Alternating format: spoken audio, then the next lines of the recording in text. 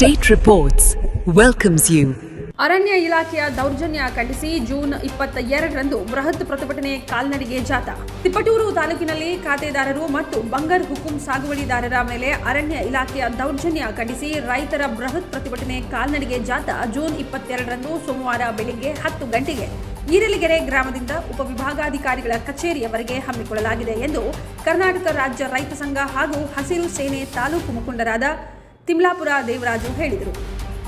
ನಗರದಲ್ಲಿ ಪತ್ರಿಕಾಗೋಷ್ಠಿ ಉದ್ದೇಶಿಸಿ ಮಾತನಾಡಿದ ಅವರು, ತಾಲೂಕಿನ ರೈತರು ಸಾಕಷ್ಟು ಸಮಸ್ಯೆಯಿಂದ ಸಂಕಷ್ಟದಲ್ಲಿ ನಲುಗಿದ್ದಾರೆ.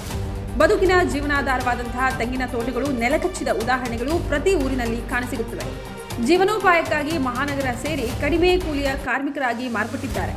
ಸಾಕಷ್ಟು ಯೋಜನೆಗಳಿಗೆ ಕುಡಿಗಾಸಿನ ಪರಿಹಾರದಲ್ಲಿ ರೈತರ ಭೂಮಿಯನ್ನ ಸ್ವಾಧೀನಪಡಿಸಿಕೊಂಡು ಸರ್ಕಾರ ಭೂಹೀನ ರೈತರನ್ನ ಸೃಷ್ಟಿ ಮಾಡಿದೆ.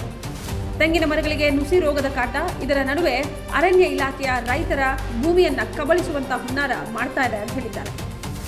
ಅರಣ್ಯ ಮತ್ತು ಕಂದಾಯ ಇಲಾಖೆಗಳ ಮಧ್ಯೆ ಇರುವಂತಹ ಗೊಂದಲಗಳನ್ನ ಸರ್ಕಾರ ಬಗೆಹರಿಸ್ತಾ ಇಲ್ಲ. ತಾಲೂಕಿನ ಕಿಬ್ಬನಹಳ್ಳಿ ಹೋಬಳಿಯ ಕಾಗೆಹಳ್ಳ ಸರ್ವೆ ಸಂಖ್ಯೆಯಲ್ಲಿ ಸಾಗುವಳಿ ಮಾಡುತ್ತಿರುವ ರೈತರಿಗೆ ಅರಣ್ಯ ಇಲಾಖೆಯು ಅನಾವಶ್ಯಕ ನೋಟಿಸ್ಗಳನ್ನು ಜಾರಿ ಮಾಡುತ್ತಿದೆ. ಕರ್ನಾಟಕ ಪ್ರಾಂತ ರೈತ ಸಂಘದ ಸಂಚಾಲಕ ಚನ್ನಬಸವಣ್ಣ ಮಾತನಾಡಿ, ತಾಲೂಕಿನಲ್ಲಿ ಕಳೆದ 35ರಿಂದ 40 ವರ್ಷಗಳಿಂದ ರೈತರು ಸಾಗುವಳಿ ಮಾಡುತ್ತಿದ್ದಾರೆ. ಕಾಂಗ್ರೆಸ್ ಸರ್ಕಾರ ಅಧಿಕಾರಕ್ಕೆ ಬರುವ ಮುನ್ನ ರೈತರ ಪರವಾಗಿ ಇರುತ್ತೇವೆ ಎಂದು ಹೇಳಿದರು. ಆದರೆ ಈಗ ದೊಡ್ಡ ದೊಡ್ಡ ಕಾರ್ಪೊರೇಟ್ ಕಂಪನಿಗಳಿಗೆ ಭೂಮಿ ನೀಡಲು ರೈತರನ್ನ ಒಕ್ಕಲೆಬ್ಬಿಸುತ್ತಿದ್ದಾರೆ. ಅರಣ್ಯ ಇಲಾಖೆಯವರು ತುಂಬಾ ದೌರ್ಜನ್ಯ ದಬ್ಬಾಳಿಕೆಯನ್ನು ಮಾಡ್ತಾ ಇದ್ದಾರೆ.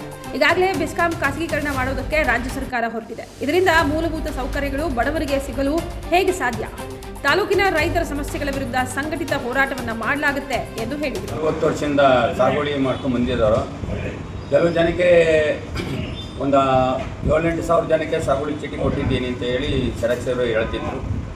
ಆದರೆ ಸಾಗುವಳಿ ಚೀಟಿ ಕೊಟ್ಟರೆ ಹೊರತು ಅದಕ್ಕೆ ದುರಸ್ತು ಮಾಡಿಕೊಟ್ಟಿಲ್ಲ. ಅದರಿಂದ ಅದು ಲೆಕ್ಕ ಬರೋದಿಲ್ಲ. ಮತ್ತು ಒಂದು 3,000 ಜನಕ್ಕೆ ಸಾಗುವಳಿ ಚೀಟಿಯನ್ನು ಕೊಟ್ಟಿಲ್ಲ. ಒಂದು ಕಡೆ ಗೋಮಾಳದಲ್ಲಿ ಬೇಸಾಯ ಮಾಡ್ಕೊಂಡಿದ್ದಾರೆ. ಆಮೇಲೆ ಪಾಣಿ ಒಳಗೆ ಅರಣ್ಯ ಅಂತ ಬರ್ತಾ ಇದೆ, ಅರಣ್ಯದವ್ರು ಬೇಸಾಯ ಮಾಡ್ತಾವ್ರೆ. ಆದರೆ ಅರಣ್ಯ ಇರಲಿ, ಗೋಮಾಳ ಇರಲಿ, ಗುಲ್ಬನ್ನಿ ಕಾವಲು ಇರಲಿ, ಅಮೃತಮ ಕಾವಲು ಇರಲಿ, ಯಾರ್ಯಾರು ಬೇಸಾಯ ಮಾಡಿದಾರೋ, ಸಣ್ಣ ಹಿಡಿದಾರೋ, 5 ಎಕರೆ ಒಳಪಟ್ಟು 5 ಎಕರೆ ಮೇಲ್ಪಟ್ಟವರಿಗೆ ನಾವು ಸಾಗುವಳಿ ಚೀಟಿ ಕೊಡಿ ಅಂತ ದೊಡ್ಡವರಿಗೆ ನಾವು ರೆಕಮೆಂಡ್ ಮಾಡೋದಿಲ್ಲ. 5 ಎಕರೆ ಒಳಪಟ್ಟು ಯಾರು ಮಾಡಿದ 30-40 ವರ್ಷದಿಂದ ಮನೆ ಕಟ್ಟಿದ್ದಾರೆ, IP ಸೆಟ್ ಮಾಡ್ಕೊಂಡಿದ್ದಾರೆ, ತೆಂಗಿನ ಗಿಡ ಬೆಳೆಸಿದ್ದಾರೆ, ಮಾವಿನ ಗಿಡ ಬೆಳೆಸಿದ್ದಾರೆ. ಈಗ ಅವರೆಲ್ಲರೂ ಬೆಳೆಸಿ ಒಂದು ಆಗುವಾಗ ಸಾಗುವಳಿ ಚೀಟಿ ಸರ್ಕಾರ ಕೊಡದಲೇ ಇದ್ದಾಗ ನಮಗೆ ಈ ಕಾಂಗ್ರೆಸ್ ಸರ್ಕಾರ ನಮ್ಮನ್ನು ಗೆಲ್ಲಿಸಿ BJP ಸರ್ಕಾರ ನಿಮಗೆ ಕೊಡಲಿಲ್ಲ, ನಾವು ಖಂಡಿತ ಕೊಡ್ತೀವಿ ಅಂತ ಹೇಳಿ ಗಾಂಧಿ ಭವನದಲ್ಲಿ ಬೆಂಗಳೂರಿನಲ್ಲಿ ಶ್ರೀಮಾನ್ ಈಗ ಮುಖ್ಯಮಂತ್ರಿ ಆಗಿರ್ತಕ್ಕಂಥ DK ಶಿವಕುಮಾರ್ ಅವರು ಹೇಳಿದರು. ಚಳವಳಿ ಅಂದ್ಕೊಂಡಿದ್ದೀವಿ. ಈರ್ಲಿಗೆರೆ ಗ್ರಾಮದಿಂದ ಶುರುವಾಗುತ್ತೆ. ಏನಾಗಿದೆ ಇಲ್ಲಿ ಆಡಳಿತದಲ್ಲಿ ಇದುವರೆಗೂ ಬಗರುಕುಂ ಸಾಗುವಳಿದಾರರ ಬಗ್ಗೆ ಒಂದು ಸಣ್ಣ ಪ್ರಶ್ನೆನೂ ಎತ್ತಿಲ್ಲ. ಈ ಹೊಸ ಸರ್ಕಾರ ಬಂದಾದಮೇಲೆ ಯಾವುದೇ ಒಂದು ಬಗರುಕುಂ ವಿಲೇವಾರಿ ಯಾವುದೇ ಕ್ರಮ ಕೈಗೊಂಡಿಲ್ಲ. ಹಾಗಾಗಿ ಅದ್ರ ವಿರುದ್ಧ ಮತ್ತು ಈಗಾಗಲೇ ಖಾತೆದಾರರಿದ್ದರು ಕಾವಲು ಜಮೀನುಗಳಿಗೆ, ಅವರಿಗೆಲ್ಲರಿಗೂ ನೋಟಿಸ್ ಕೊಟ್ಟು ಅರಣ್ಯ ಇಲಾಖೆಯವರು ಒಕ್ಕಲೆಬ್ಬಿಸುವಂಥ ಸ್ಥಿತಿ ತಂದಿಟ್ಟಿದ್ದಾರೆ. ಇವೆಲ್ಲವನ್ನೂ ಇಟ್ಕೊಂಡು ನಾವು 22ಕ್ಕೆ ಚಳುವಳಿ ಮಾಡ್ತಾಯಿದ್ವಿ.